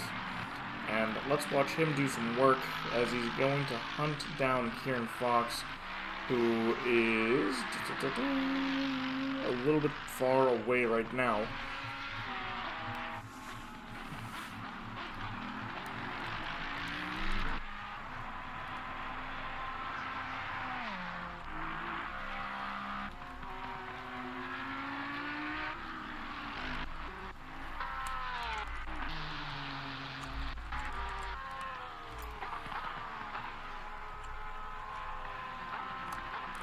Here we go. Okay, so we got Alan Zhu and Trash Panda. This is the fight for P3 and the amateur standings.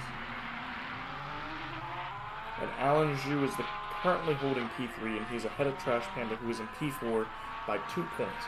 There's a 2-point gap after this race. I have no idea where the current amateurs are also located at, because their point system is slightly different versus the professionals. However, if it stays this way anyways, I don't have to do the math because I know Alan Zhu is already ahead on points by 2 points. So he will definitely be taking P3 if the race were to end right now. And Trash Panda is 3 seconds behind. Trash Panda needs to close that gap, overtake Alan, and then gain another position to secure the bag.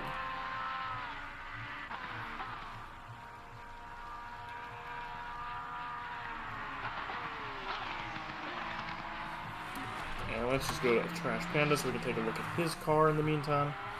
In the 720S McLaren. In the purple and orange liveried car.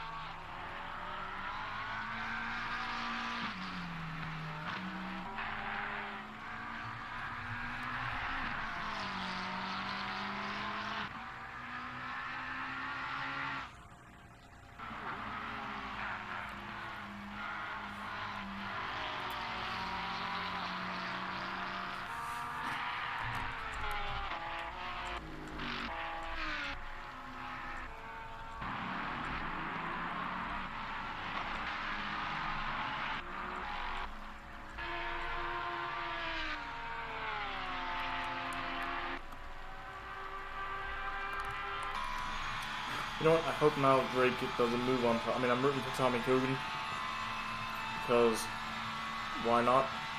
Audi versus Bentley. But I'm rooting for Niall Drake more. I kind of want to see I want to see Niall Drake, the current championship winner of the amateur series, overtake Tommy Cogan and get ready to stamp his authority in the future races of next season by saying, look, I'm just as good as you. You may have came P3 in pros, but I just want you to know that I could have came in P3 in pros too as I get past you. And as you can see, Niall Drake is driving on a keyboard.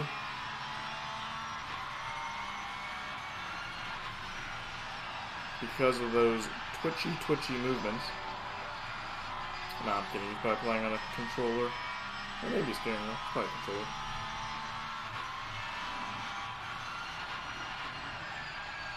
He is getting a ton of oversteer. And it's hard to control that when you...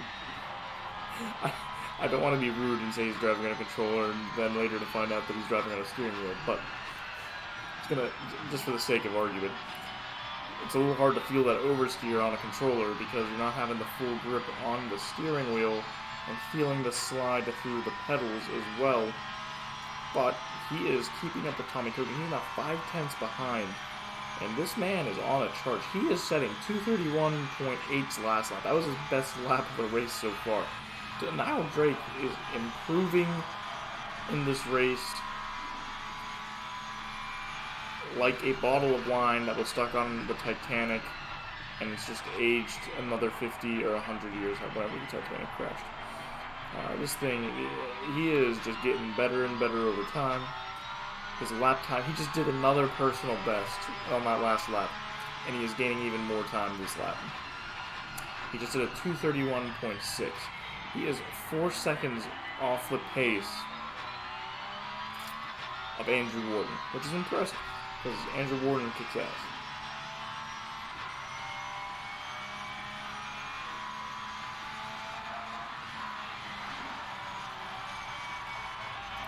But the question is, can Niall Drake take advantage of his newly found pace and overtake Tommy? Or is it because of the slipstream? That is the question that we must now find out.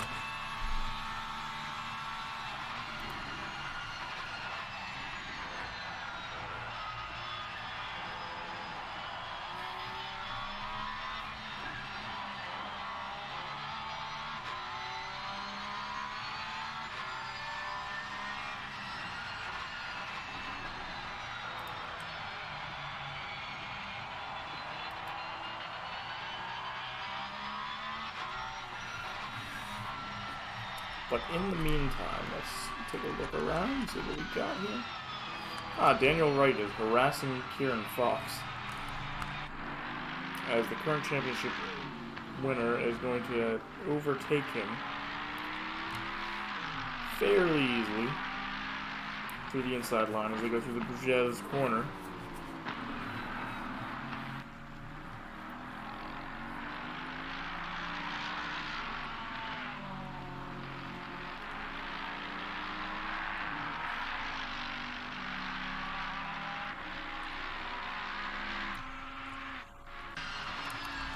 That is an overtake done.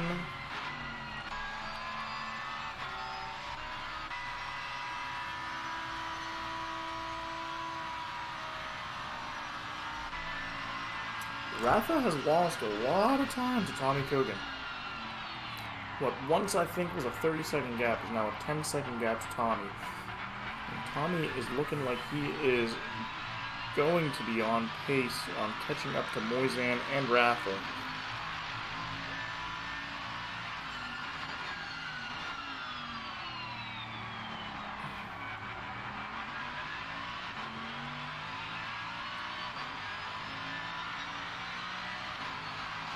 And as you can see, Niall Drake has had a better best lap versus Rafa.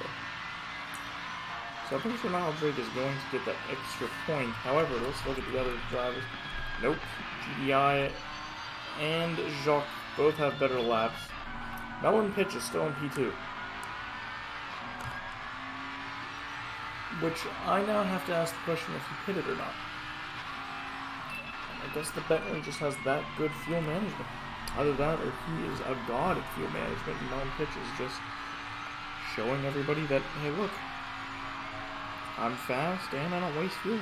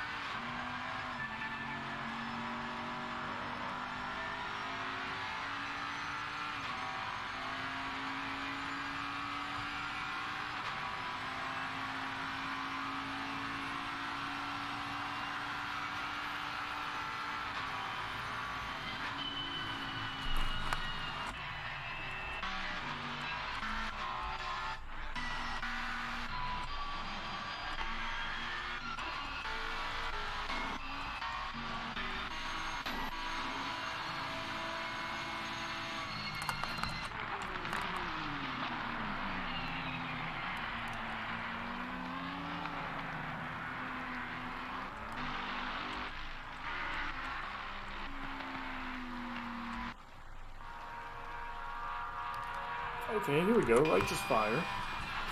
It's been a while since we talked about Righteous Fire, and forever.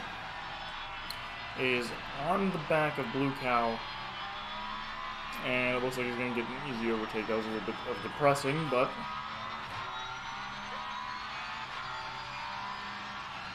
good job.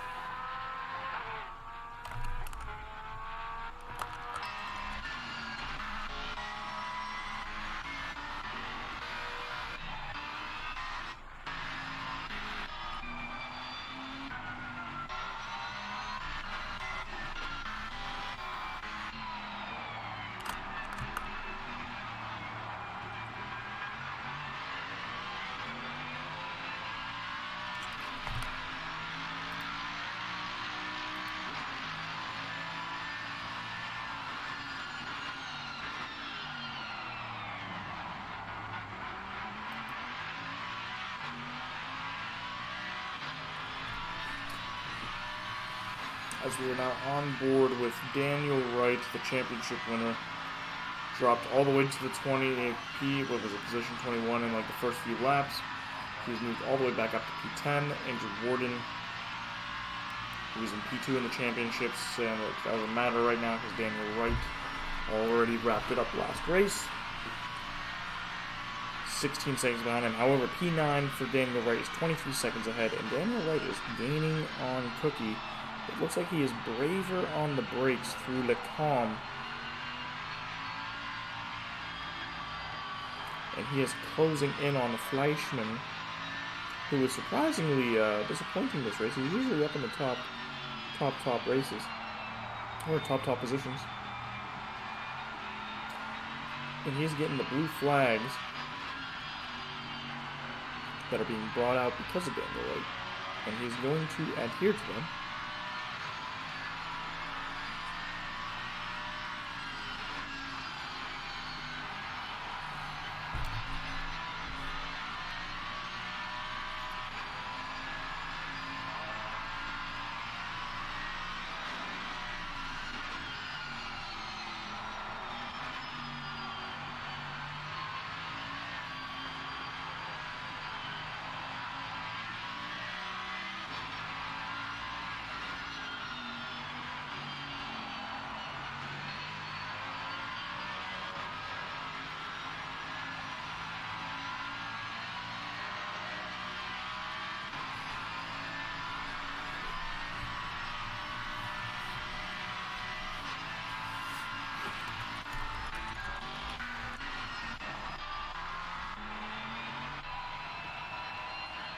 And while we're here, we might as well talk about Craig Bray.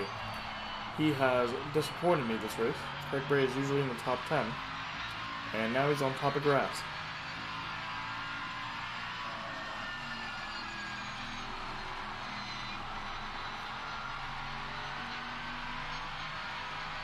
Well, I'm going on a roasting spree to liven this race up a bit.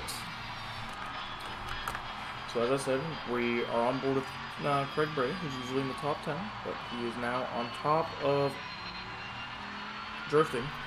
Alan Jew, who is in P3 in the Amateur Championships, I can't say much about him, because he is in P3 in the Championship, and looks like he will stay P3 in the Championships.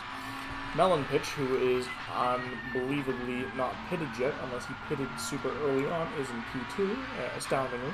If he stays that way, congratulations, Melon Pitch. Looks like you are going to come in P3. But we will keep an eye out for your pit stop that I'm sure will come out. Jacques is doing an excellent and superb job. He is in P3 as an amateur, and he needs to paint a big middle finger on his car as a big fuck you to all the other drivers. Congratulations to Jacques for having an astounding race. There's still 27 minutes and 40 seconds left. Anything can happen. And it looks like Craig Bray is into the pits. So yeah, good job, Jacques.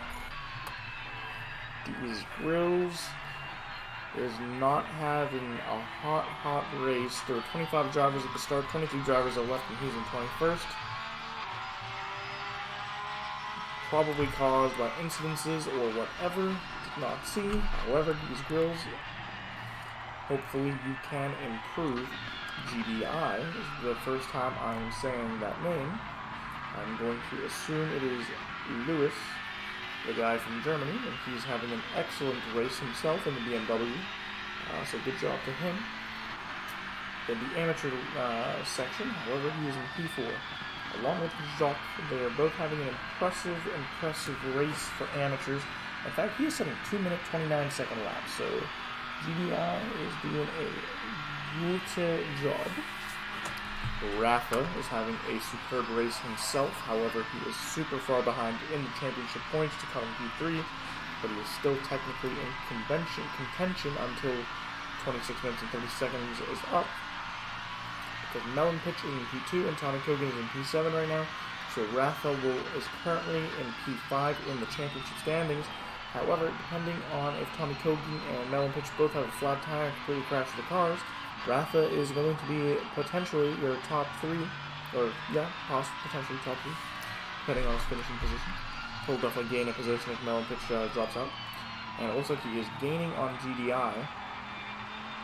Possibly. Moisan, another amateur, is having a great race himself. He is in P6, and I'd like to note that 4 amateurs are in the top 10. That is almost half. So, the other pro drivers need to step up their game. Tommy Kogan in P7 is gaining on Moisan as we speak, and we'll actually stay on board with this because this is going to be the first time we're going to see action in a while, and there's nothing more I like than seeing a Lamborghini get hunted down by any other car brand.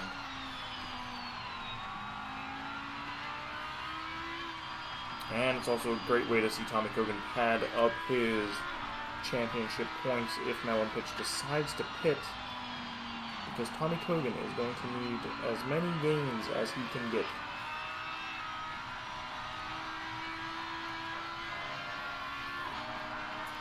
And he is now less than a second behind Moisan. Can he make the move into Le Source or Le Combe? I don't think he's going to be close enough for the bus stop. However, if he brakes late enough and gets it perfectly, he will be able to be right on the rear of Moisan and prepare for that Le Source overtake opportunity. And that is what I am hoping to see. He dropped that to 0.6 7 tenths. It's a slight slide on the exit of bus stop, and it's not going to be close enough into Le Source.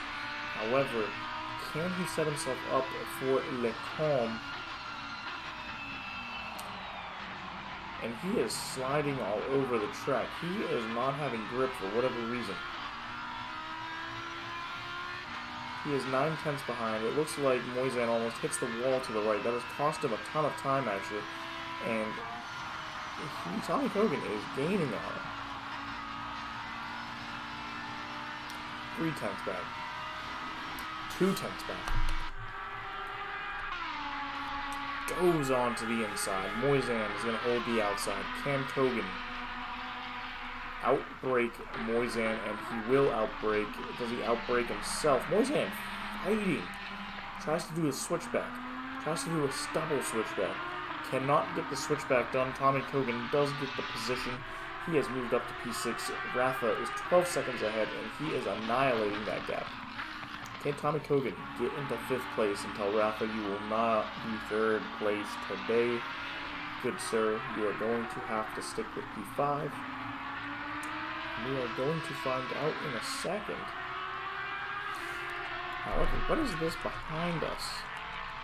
Here, we got Niall Drake, who got overtaken by Cookie, who got overtaken by Andrew Warden. Andrew Warden has lapped a lot of drivers right now. He is currently just lapped P8 Cookie, and he is now hunting Moisan down, which I'm pretty sure he'll catch up to for P7. And Niall Drake almost loses the rear coming out of P1.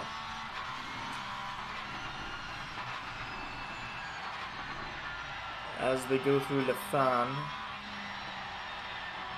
and it looks like Drake, Niall, is struggling through these corners.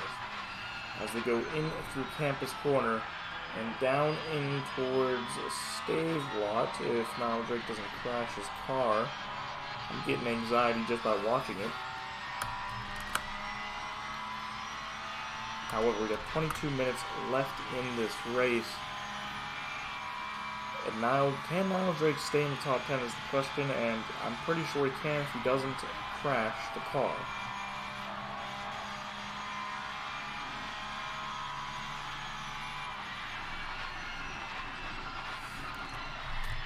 Kieran Fox is having a pretty good race. Daniel Wright is having an abomination of a race, going from P2 to P21 to now P11. I think it's a good recovery drive, but you know, going from P2 to P21 is not what we would have expected, and then being lapped by Andrew Warden was not part of the plan either. Dave Kassar is doing perfectly fine. Fleischman, haven't seen enough. Craig Bray is just, has had a disappointing race.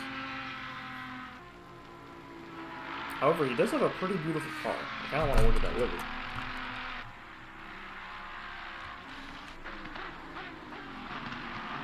Ah, it's got the waifu on it.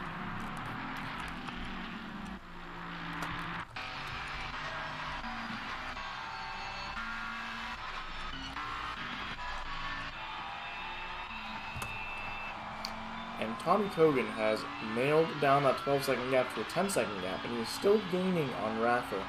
But can he gain enough in a 20-second period to where he can gain that time? Melon Pitch is still in P2, by the way. Which now begs the question,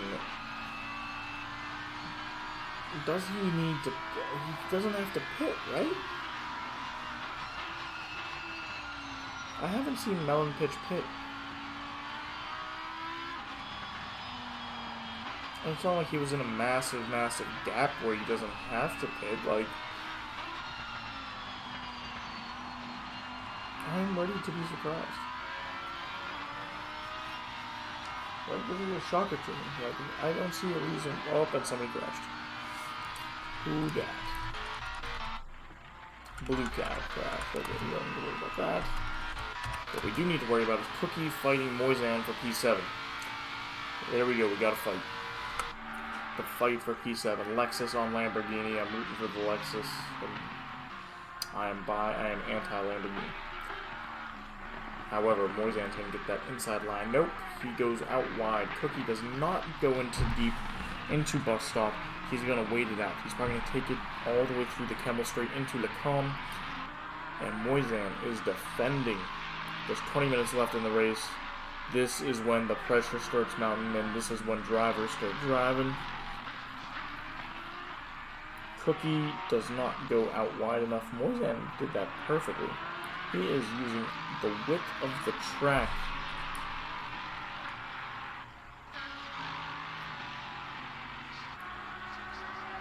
Can Cookie get the overtake done? Oh my. And that was a hop. That was a hippity hoppity.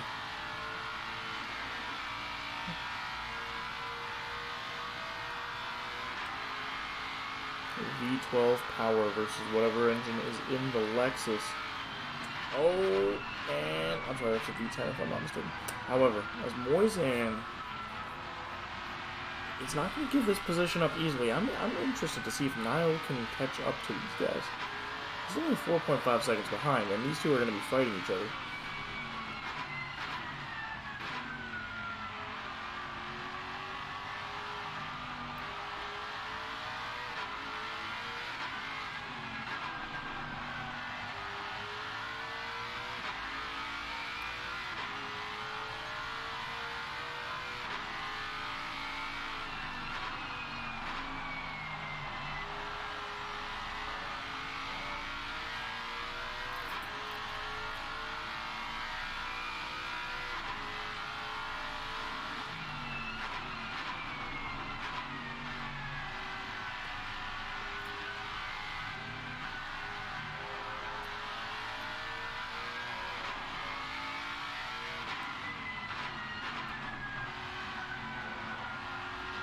Maybe Cookie can get the better exit out of Stavelot and get the overtake done on Moisan onto Blanche Chamont. 3/10 are separating the two drivers, 2/10 now. Cookie has gotten the better exit. He's 1/10 behind now. Can he get the overtake done? He's going on the inside. He doesn't have to wait for a bus stop. He's going to get the overtake done. Moisan goes out wide. Can Moisan fight back? And we are going to watch and see if he dives down into the corner. Almost rear ends Cookie. Who gets the better exit? And it looks like Cookie gets the better exit. As you can see, Moisan going further and further away.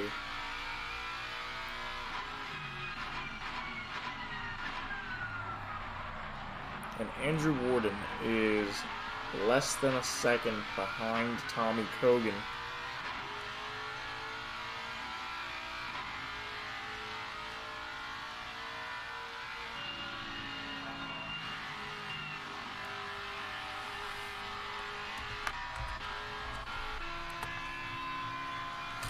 Andrew Warden looks like he's about to go for a move down the inside into Le Calm.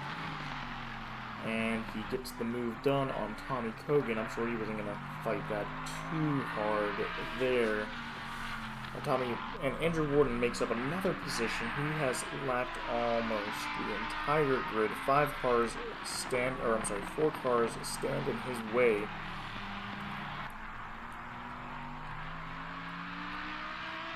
And Tommy Kogan has brought that 12-second gap down to an 8.5-second gap. There's still 15 minutes left, and Tommy Kogan needs to start pushing and pushing and pushing. Because where is Melon Pitch?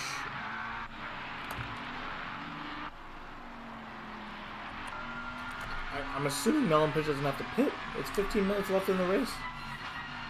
He has not run out of fuel.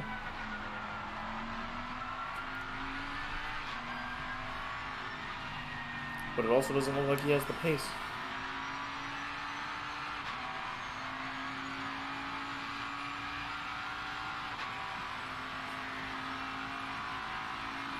These Grills, the driver behind, who is in P19, is gaining on pitch. Almost gets rear-ended by these Grills. So something is clearly wrong with his car. He has to survive 15 more minutes, assuming he doesn't have to pit again. I haven't seen him pit yet. However, he still has 15 minutes left to go, and Rafa is 3 seconds behind.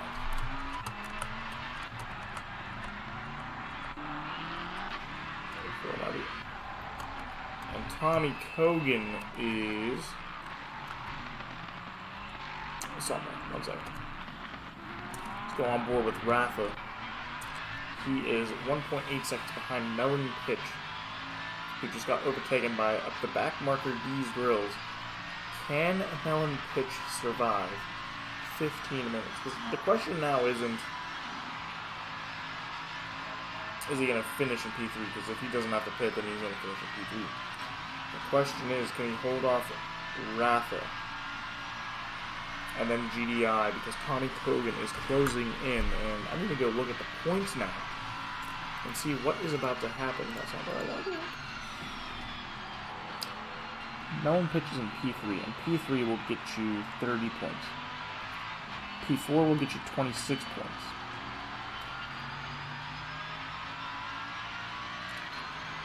And P5 will get you 23 points.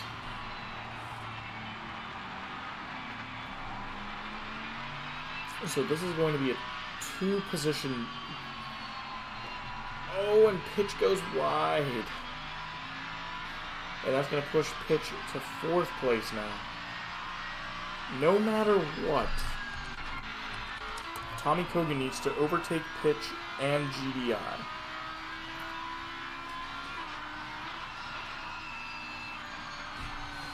6.5-second gap behind GDI and a 7-second gap behind, 7.3-second gap behind Melon Pitch. This is for the money. This is the money shot. Last 13 minutes of the race. Can Tommy Kogan do the job that needs to be done? He is gaining on Melon Pitch like no tomorrow. That 7.3-second gap is now a 5.5-second gap. GDI from a 5-second gap to a 3.2-second gap. 12 minutes and 22 seconds. This race is getting alive again. Melon Pitch, who is in P3 in the championship, is under threat by Tommy Kogan. He needs to not let Tommy Kogan get past him. However, with what I am seeing, it looks like it is going to be inevitable. However, the question is Melon Pitch cannot let GDI get past him either, because if he is behind 2 positions, that is a guaranteed P3 finish in the championships by Tommy Kogan by 1 point, and that would be disappointing, at least on his end. And Tommy Kogan is going down the inside into the source, and he's going to get that position away from GDI. He has 1 more position to make on Melon Pitch, and that is going to be the deciding moment whether or not Melon Pitch can hold off GDI or Cookie or whoever, because that is going to determine who wins this P3 in the championship right now, as we're on board with Tommy Kogan. Gets the exit. He makes it like effortlessly. and it is unbelievable. And now GDI is behind Melon Pitch. Is GDI going to take the position? As of right now, it is about a 2-point difference between Melon Pitch and Tommy Kogan. And Melon Pitch is going to lose the position. In my prediction, he's going to lose the position to GDI. 11 minutes left in this race. If Tommy Kogan could get P3 in this race, it's guaranteed that he's going to get P3 in the championship. However, GDI and Cookie are both hunting him down. And honestly, at this point, Melon Pitch is the Sailors, and GDI and Cookie are both the Sharks. If they both get past Melon Pitch, it is a good night, sleep tight, don't let the bed bugs bite. You just got a 1-2 combination of a knockout of P3. At least you'll be P4. But can Melon Pitch survive the onslaught that is occurring right now? He is losing a lot of time. He has lost a good amount of positions. Can he survive? Cookie and GDI attack. Cookie just got past GDI. Cookie is going to most likely get past Melon Pitch. He is an excellent driver. This is the first time I've seen GDI drive. Oh! And he loses it! And that is all she wrote. Melon Pitch is out of this race. He goes back into the pits. He knows his race is done, and it looks like he is going to just leave. That is what you call a rage quit right there, ladies and gentlemen. And that is a RIP to Melon Pitch. If he does not continue, I'm assuming he will get disqualified, and he will come in P5, because Ratha is in P3. And now, if that's the case, where does P3 get Ratha? If Ratha finishes in this current position of 100 at P3, he will get 30 points. That will give him a 1-point lead over Melon Pitch in the championship standings if Melon Pitch doesn't finish this race. Oh boy. I don't know if you're here. I don't know if you're watching the stream or not, Melon. After going back into the pits, but you lost third. You not racing is going to get you to lose P4 to Ratha. He will be a point ahead of you in the championship standings. Get your ass back out on the road, bro. Take pride in P4. It's better than P5.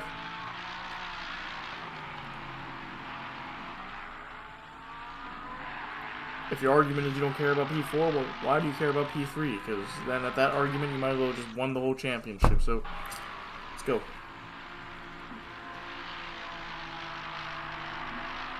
Keep that P4 position. And he goes, and Ratha goes down the inside on D's grills, and they make contact. And that was, in my opinion, a pretty nice overtake on the man. However, what's going on up here? I'm going the wrong way. Alan Zhu is fighting Trash Panda. And this is the fight for P3 in the Amateur Championship now that I look at it. And that is a 2-point difference. 208 versus 206. Alan Zhu versus Trash Panda. And Alan Zhu currently is in a position to tie Trash Panda. Now, I don't know how they do the tiebreakers, but I wouldn't want to finish a championship in a tie. Alan Zhu is going to come right back at Trash Panda, and this is the fight for P3 in the Amateur Championship. Alan Zhu goes down the inside through Les Sources, and he is going to be ahead of Trash Panda right now. However, that was a super wide entrance, and he has lost the position. Trash Panda is now ahead of him, is now going to tie Alan Zhu, if I'm not mistaken. The trick is not knowing where. I gotta do something stupid real quick. I'll be right back, guys. Let's see. So that's who was the highest rated guy right now. Okay, so we got them and them. So Jacques is first in their championship. That's 2. That's 3. And that's 4. And that's 4.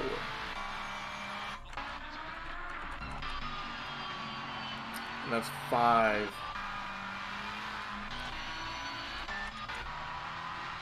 So they're fighting for P6 and P7. P6 and P7. P6 will get you 20 points. So yeah, it's a 2-point difference. They're literally fighting for 2 points. Right now, Alan Zhu has the advantage by being 2 points in the lead. So no matter what happens here, if they keep consistent, Alan Zhu and him will tie. Trash Panda, on the other hand, needs to finish ahead of Alan Zhu.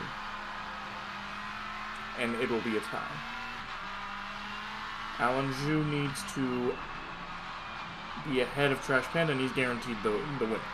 I don't know how the tiebreaker works, but we shall see. However, Ratha is now going to be lapping these fine gentlemen, and I'd like to just say Andrew Warren has lapped every car but P2. So do with that what you will. That's not the question. However, we need to tell this man, Ratha, to get the F away. He is ruining an excellent fight. And he is going to back off. And Zhu goes defensive into bus stop. And Trash Panda cuts through into the inside. Tries to go for the switchback. Does not get it. As they go into the start-finish straight. And Ratha is looking like he's going to go round the outside here. And honestly, you should just let Ratha go by. He has the pace. He's going to do the same situation to Alan Zhu. Try to take advantage of it.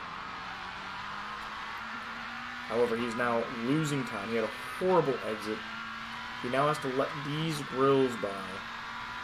And he is losing a ton of time because Ratha's going to pass Zhu on the Kemmel Straight. And this may have been the deciding factor. And I'm mad at Ratha now.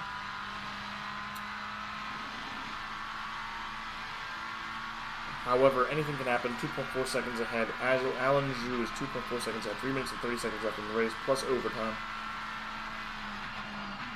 Can we get the fight we've been waiting for down to the wire here?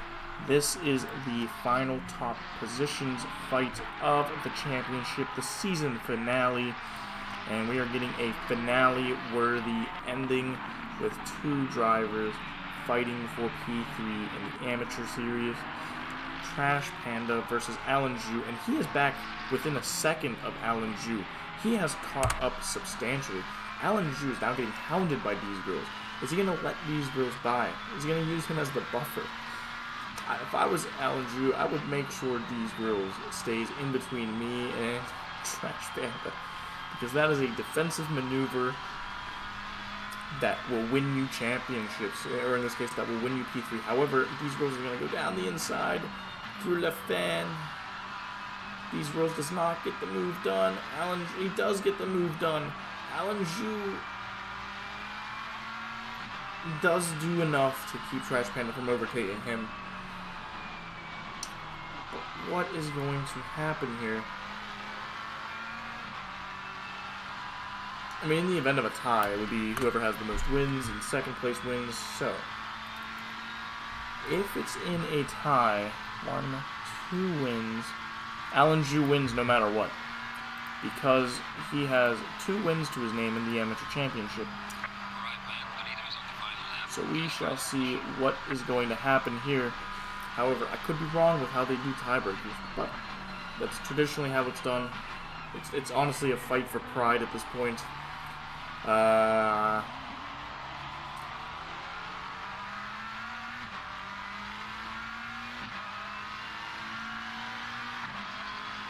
Yeah, it's pretty much a fight for pride here,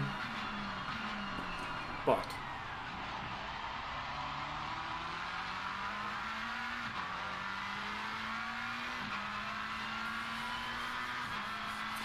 if Trash Panda can get ahead of Alan Zhu. He clearly has the pace. He will come in P3 in the Amateur Championships. He is losing time to Alan Zhu right now on the straight. He's gaining it back through Ravillon and Eau Rouge. However, what is going to happen through Le Calme?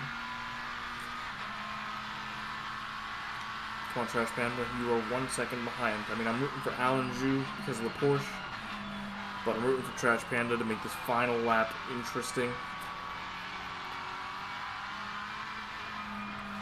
Has a much better corner throughout Le Calme. As they go through the Bruges corner, who is going to get the better traction throughout here, and it looks like it's going to be Trash Panda.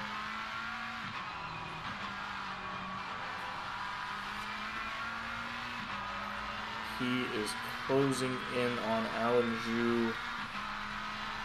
He is losing time on Alan Zhu.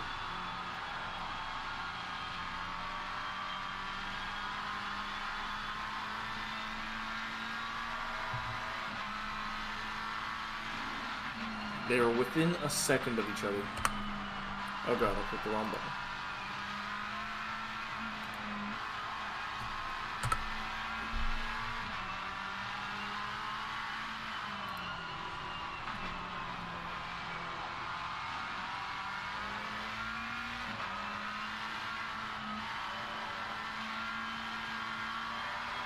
As I go through the exit of Stavelot onto the Blanchimont Straight. The leader has finished the race. This is the last couple corners. Is he going to send it down the inside? Oh my god, look at that beautiful slipstream. He rear ends him, but does he survive? He does survive. This is getting feisty. Is he going to send it down the inside? He does not send it down the inside. What are you doing, Panda? That was an acceptable moment to just take whatever happens for the championship. Michael Schumacher it doesn't do it, and he's going to finish behind Alan Zhu. Alan Zhu confirms the P3 in the championship. Trash Panda is P4 in their championship of the amateur races. However, congratulations to Rafa for coming in P2. Unfortunately, you will be either P5 or P4, depending on what has happened to... Where is he? I'm going to assume Rafa is now P4 because it doesn't look like Mr. Bentley did not seem like he finished, unfortunately. So Rafa will be coming in P4. Congratulations to Tommy Kogan for getting that P3 position. He spun out early in the race, ended all the way to the back, probably P20, and came back and finished in the top 6. And he has secured a P3 in the championship for him. So our championship winner is Daniel Wright. Second place in the championship is Andrew Warden, and P3 is Tommy Kogan. Congratulations to those 3 drivers for closing out the season. Our amateur series winners is Niall Drake. Dave Grills is going to be P2. Actually, where did Dave Grills finish?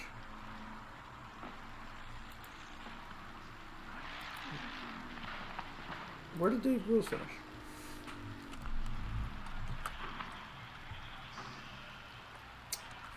Huh. Let's see if it's even possible. He would need 40-something points, Alan Zhu. Okay. Yeah, he didn't make it. So, yeah. Dave Grills in P2, congratulations to him. Alan Zhu in P3, and Trash Panda in P4, congratulations to those 4 drivers there. Drove an astounding race, excellent championship. Congratulations to them.